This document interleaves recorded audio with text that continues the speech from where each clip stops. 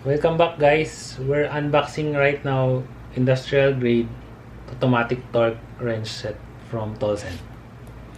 So ito, papakita ko again yung mga specs niya. Unang-una, pakita ko TUV and GS approved siya. So certified siya ng GS. So calibrated siya by GS standard. Then ito yung itsura ng torque wrench. Then ito, yung kasama niya is 1/2 inch by 125 mm na extension bar. Then ayan, ito yung Newton meter of torque niya, 40 to 210 yung range niya. Okay, open natin siya.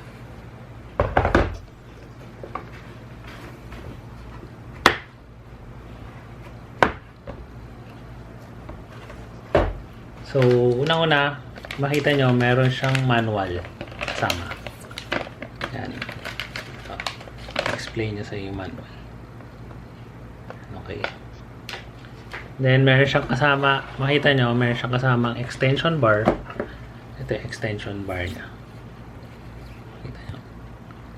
Yan. So pakita ko rin, meron siyang conversion table rin. Yan, pag naka-zoom in, makikita nyo siya.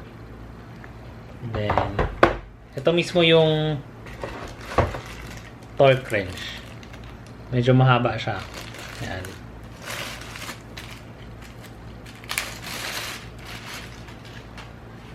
Unang-una, ito, makikita nyo dito yung range niya.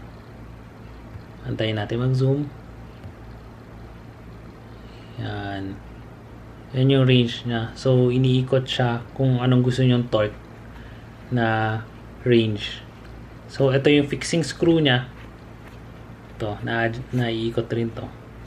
Parang fix. Then, bali ito. Ito. Kung gusto nyo, release or tighten.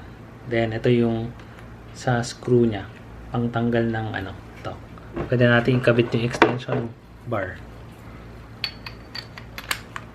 Yan.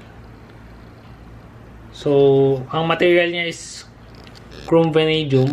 So, hindi siya kinakalawang. Then, ayan.